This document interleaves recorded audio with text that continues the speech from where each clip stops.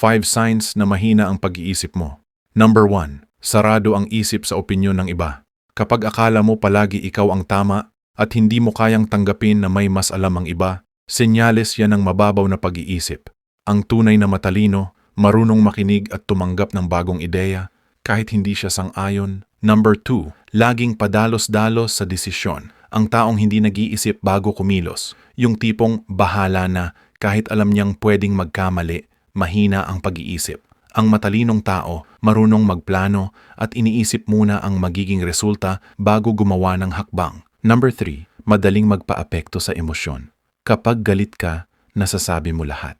Kapag malungkot ka, sumusuko ka agad. Ang mahina ang pag-iisip ay alipin ng damdamin, hindi ng rason. Samantalang ang matalino, marunong magtimpi at kumilos ng may kontrol. Number 4. Mas inuuna ang chismis kaysa katotohanan. Kung mas interesado ka sa buhay ng iba kaysa sa sarili mong pag-unlad, mahina yan. Ang matalinong tao, nakatuon sa sariling growth, hindi sa drama ng iba. Number 5. Hindi marunong tumanggap ng pagkakamali. Kapag puro dahilan at palusot at hindi kayang umamin, senyales yan ng kahinaan ng isip.